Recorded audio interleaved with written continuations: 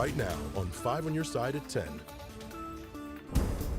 We start tonight in storm alert. Right now, we're awaiting our next round of storms. The first round earlier tonight dropped heavy rain, hail, and packed damaging winds across the bi-state. It even prompted a tornado warning as many cars packed the roads during the evening commute.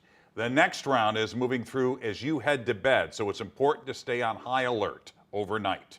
Good evening. I'm Mike Bush. And I'm Kelly Jackson. We have live team coverage tonight of the damage and helping you prepare for the threat of nocturnal storms. First, let's check in with Chief Meteorologist Scott Connell, who has been here all day and night tracking the severe weather. Scott. Well, unfortunately, the severe weather itself hasn't been all that widespread. We've had pockets where we've had problems, but so far the storms have maintained intensity and kept it below being extremely severe. Having said that, it is still pouring this evening around the St. Louis area, especially on the north side of the metro area, going along 270 and then out 70 into St. Charles.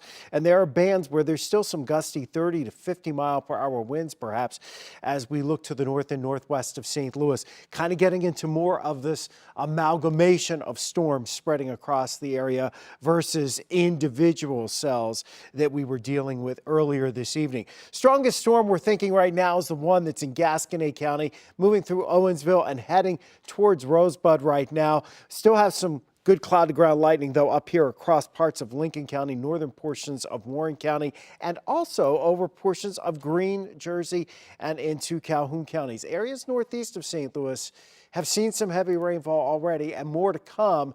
Those areas northeast of town more prone to seeing some problems with the potential of flooding. This is the strongest storm on the radar screen right now, and the one that really has the better chance of really strengthening a little bit over the course of the next hour or so. Still below severe limits, but already that torrential rain and maybe some hail pushing in towards Gerald, back to Rosebud and into Owensville.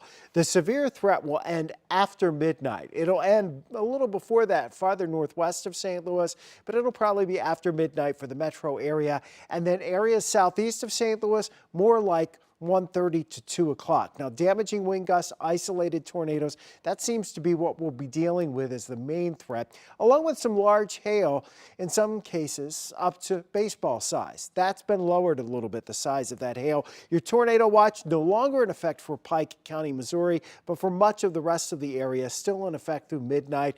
We've got to get through this next round of storms and a few more that are in far southwest Missouri before we're done with this system. We'll keep tracking it this evening, but so far, at the moment, it's just heavy rain, some lightning, and some gusty winds that aren't severe.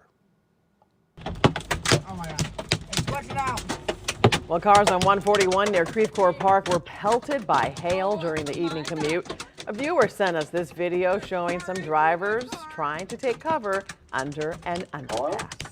And not too far from there, hail covered Ryan Jacobs' back deck in Maryland Heights. Remember, we love when you can share your storm photos and videos. Just stay safe when you do. Just text them to 314-425-5355. Weather First meteorologist Tracy Hinson has been out in the storms all evening looking for damage. Yeah, she joins us now. She is in our storm tracker. Where are you, Tracy? Well, I'm in a popular spot for anybody who's tracking a storm around here in St. Louis. I'm at the J.J. Kelly overpass. We've been watching quite a bit of lightning. It's pretty much all around us at this point. It's off to our north and off to our west, and even a little bit down to the south of us, coming in from the southwest. So we've just been tracking that from time to time. Of course, we had a beautiful lightning strike just seconds before you tossed to me, so hopefully maybe another one will pop up here. We were also caught in that hail earlier. We just had some pea-sized hail up toward Weldon Spring. Right now, all we've really seen is rain. We did check in on that one area in Chesterfield along Strecker Road that was trees down.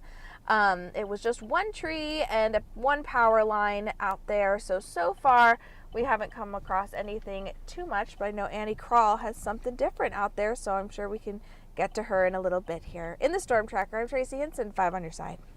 Bob Haynes shared this video of flooding in his St. Charles County neighborhood. He says this is an ongoing issue. It happens every time it storms for him and his neighbors.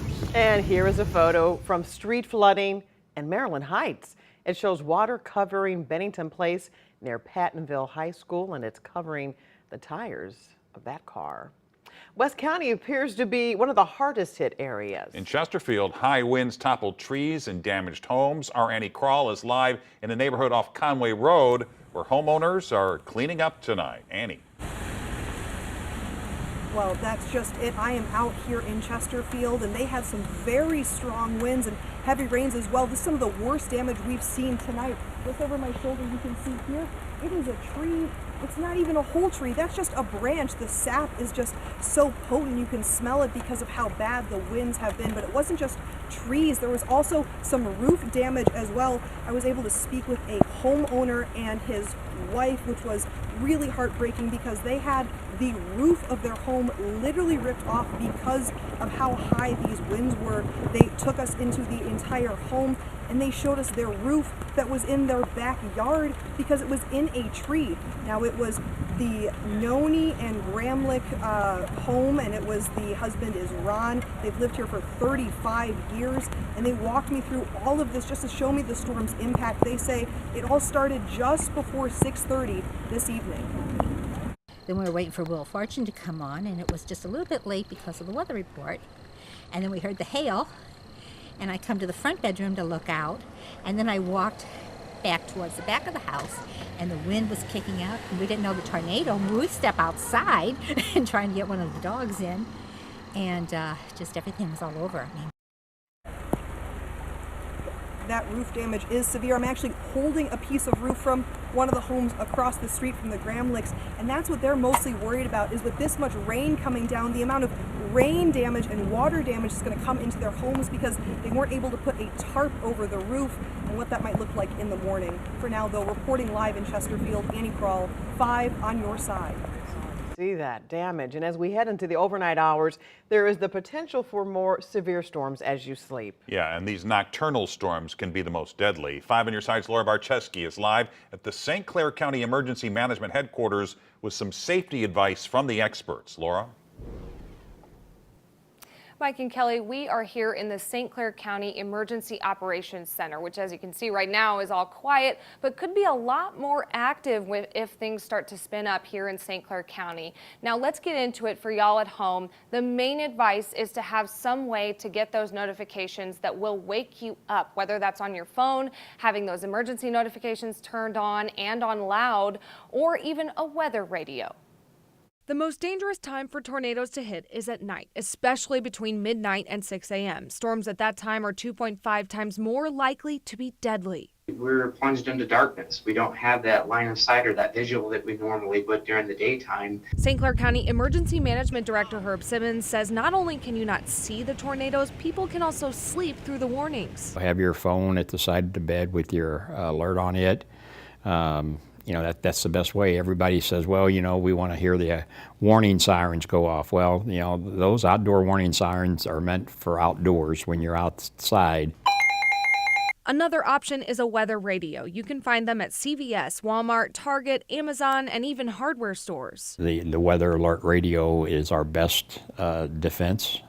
In it, because it will wake you up without a doubt, and it's going to give you the message of, you know, to seek cover. Something else to have by your bed: shoes and a bag with anything you might need if your house gets hit, like water, medication, and non-perishable food or snacks. You got to think about, if you are hit by a tornado, what's laying around? Glass, nails, woods, all kinds of things that could impale your feet. National Weather Service meteorologist Jared Maples says sometimes it's better to just stay up until the threat is past to keep your family safe. But if you do go to bed, you know what you're going to do when you wake up. If you do have a warning, where you're going to go immediately, because, you know, we all wake up in the morning, we have that little groggy sense of, you know, what am I doing? Now, just one more way you can receive alerts. Your county or city likely has their own emergency messaging system to let you know about these weather alerts and any other incidents that might be going on. Here in St. Clair County, it's called Code Red. You can do that online on their website. It'll take less than 5 minutes, and you can do that right now so you can be warned. Just one more way. Reporting live in Belleville, Laura Barczewski, 5 on your side. Many in St. Charles County learned how destructive severe weather can be with last month's hailstorm. AAA of Missouri says there are things you can do to protect your property. That includes bringing in lawn furniture, tying up loose items and trimming tree limbs that hang over your house or cars. If you don't have a garage or carport, try parking as close as possible to your house. It's also a good time to take a second look at your insurance policies. Now is the time, especially with the spring storms that we're experiencing. Talk with your auto insurance company, talk with your agent, and make sure that you have the proper coverage for both your home and your auto. For car insurance, comprehensive coverage covers hail damage. For homeowner policies, pay close attention to add-ons like roof and flood insurance. If you do have to file a claim, it's suggested you do it as soon as possible.